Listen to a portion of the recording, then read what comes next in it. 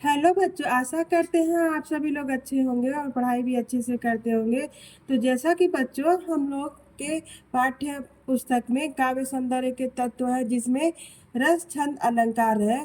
तो आज हम लोग अलंकार तत्वों के बारे में पढ़ेंगे। तो अलंकार में सबसे पहले क्या है? अलंकार का अर्थ, फिर है अलंकार के भेद।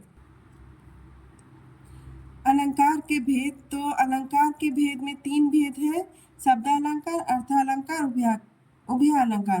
तो क्लास 10th में बच्चों हमें अर्थ अलंकार पढ़ना है। अब वो भी अर्थ अलंकार में निम्नलिखित अलंकार होने के बावजूद हमें तीन ही अलंकार पढ़ना है: उपमा, रूपक और उत्प्रेक्षा। तो बच्चों हम इन तीनों अलंकारों के कुछ विशेष नियम आप लोग यदि जान लेते हैं तो आपको अलंकार की पहचान में जरा सी भी गलती नहीं होगी। तो चलिए हम लोग सबसे पहले अलंकार का अर्थ पढ़ते हैं कि अलंकार का अर्थ होता क्या है। तो अलंकार का अर्थ देखिए बच्चों, अलंकार दो शब्दों से मिलकर बना है: अलम धन कार। अलम का अर्थ है भूषण या सजावट तथा कार का अर्थ है करने वाला। इस प्रकार अलंकार का अर्थ हो जाएगा अलंकृत या जो भूषित करे वह अलंकार है। शाब्दिक अर्थों में अलंकार का अर्थ हो जाएगा जिस प्रकार आभूषण शरीर की शोभा बढ़ाते हैं, वैसे ही अलंकार के प्रयोग से काव्य में चमत्कार, सौंदर्य और आकर्षण उत्पन्न हो जाता है। अलंकार का अर्थ की परिभाषा आचार्य रामचंद्र शुक्ल ने भी दिया है।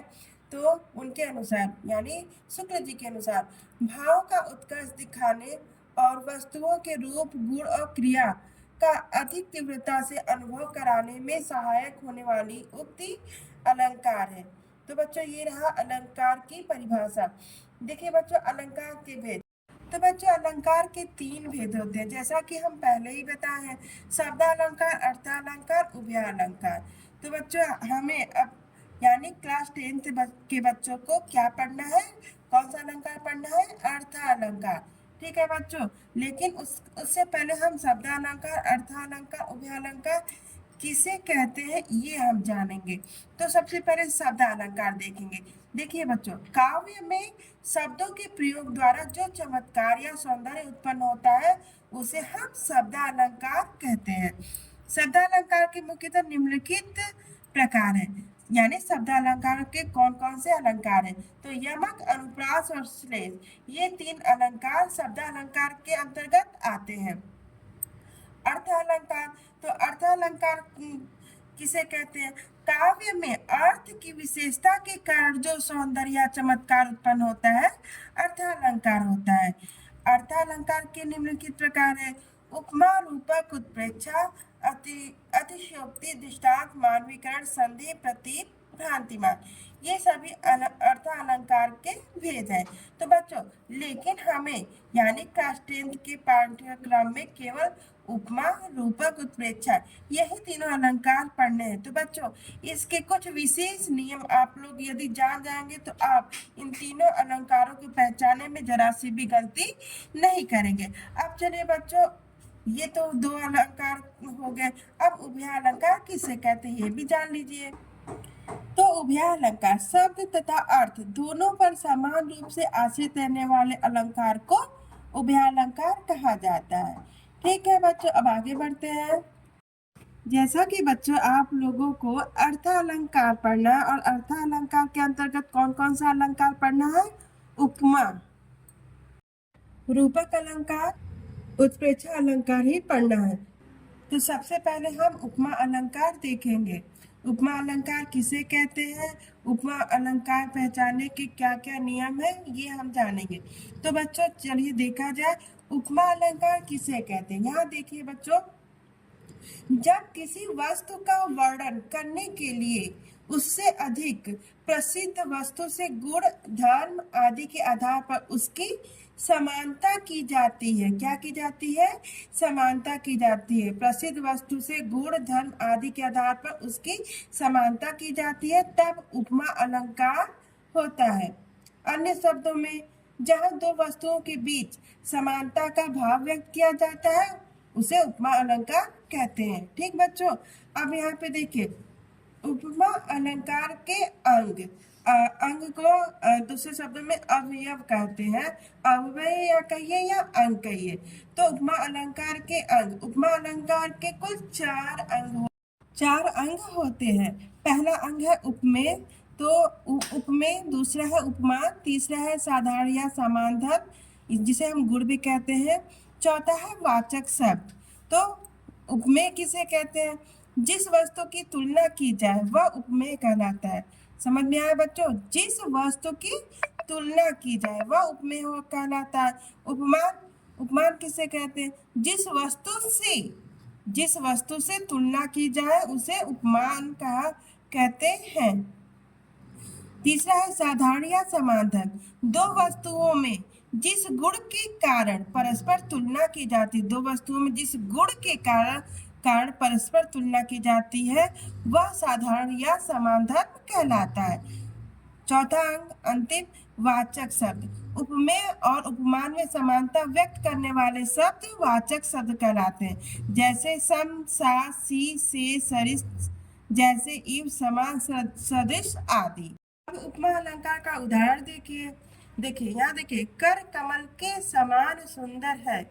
तो कर किसके समान क्या सुंदर है? यहाँ देखिए, कर, कर का अर्थ होता है हाथ।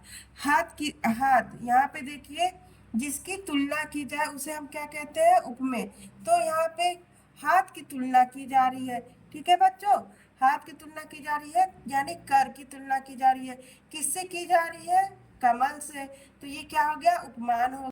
समान धर्म क्या है? सुंदर, यानी कर और कमल कैसे है? सुंदर है, दोनों में समान गुण है, यानी दोनों सुंदर। ये क्या हुआ?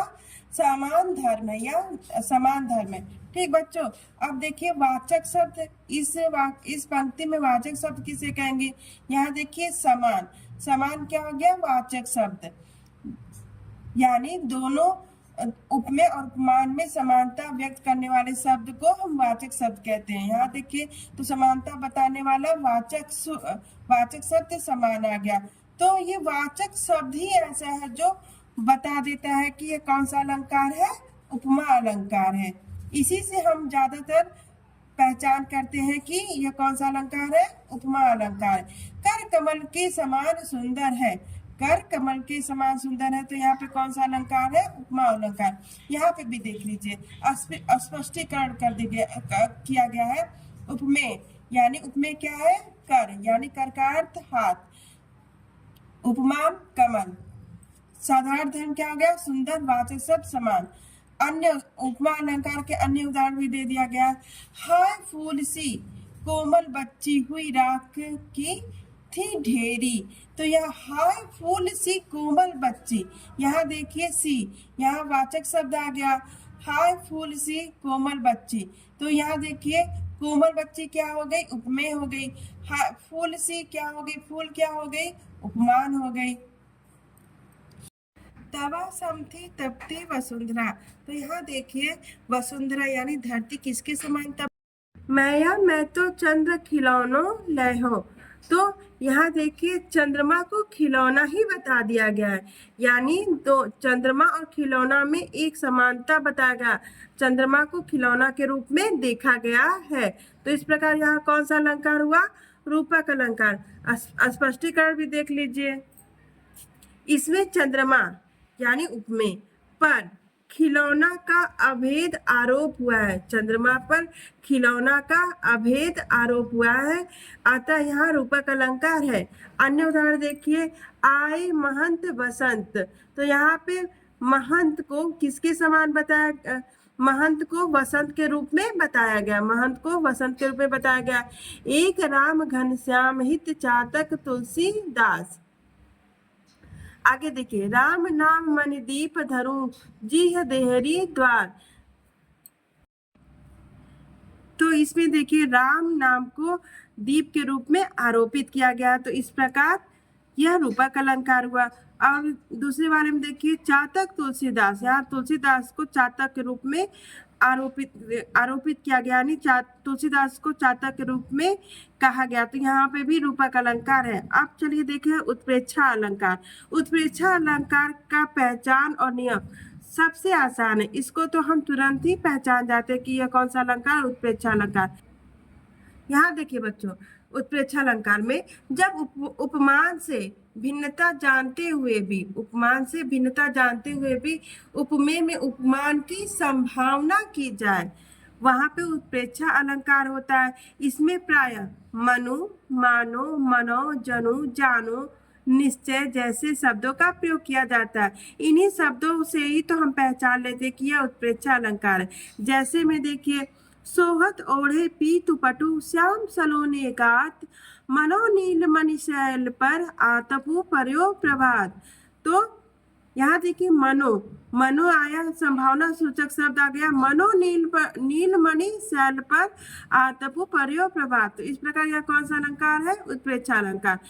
और इसका पूरा अर्थ क्या हो जाएगा कि श्री कृष्ण ने अपने सांवले शरीर पर पीले रंग का दुपट्टा ओढ़ा है और वह उस प्रकार सुंदर लग रहा है मानो नीलमणि शैल पर सूर्य का प्रकाश पड़ रहा हो, उस प्रकार श्री कृष्ण जी सुंदर लग रहे हैं। आगे देख लीजिए कि श्री कृष्ण पीताम्बर पहने हुए, यानी पीला वस्त्र धारण किए हुए, उनके शरीर को देखकर ऐसा लग रहा है मानो नील पर्वत पर प्रभात के सूर्य का, यानी पीले रंग का प्रकाश पड़ रहा हो। यहाँ श्री कृष्ण उपमेय में नील पर्वत पर सूर्य के प्रकाश की संभावना की गई, यहाँ मनो शब्द से प्रकट हो रहा है। आगे देखिए अन्य उदाहरण, सिर फट गया उसका वही, मानो अरुण रंग का घड़ा। तो यहाँ देखिए मानो सूचक शब्द, संभावना सूचक शब्द आया, तो ये उत्प्रेक्षा अलंकार हुआ। इसका अर्थ क्या हो गया कि उसका सिर फट गया, ऐसा लग रहा है जैसे लाल रंग का घड़ा फट गया हो। आगे देखिए, चितवनी चारु भ्रिकुटी बर बाकी, तिलक रेख शोभा जनु चाकी। तो यहाँ जनु संभावना सूचक शब्द आ गया, इसलिए प्रेक्षा अलंकार। फिर अगला देखिए, उस काल मारे क्रोध के तनु कांपने उसका लगा, उस काल मारे क्रोध के तनु कांपने उसका लगा, मानो हवा के जोर से सोता हुआ सागर जगा। तो यहाँ पे कौन सा अलंकार हुआ, उत्प्रेक्षा अलंकार हुआ। तो वीडियो अच्छी लगे तो लाइक कीजिए, सब्सक्राइब कीजिए, कमेंट कीजिए। धन्यवाद। कुछ पूछना हो तो भी कमेंट करिए। धन्यवाद।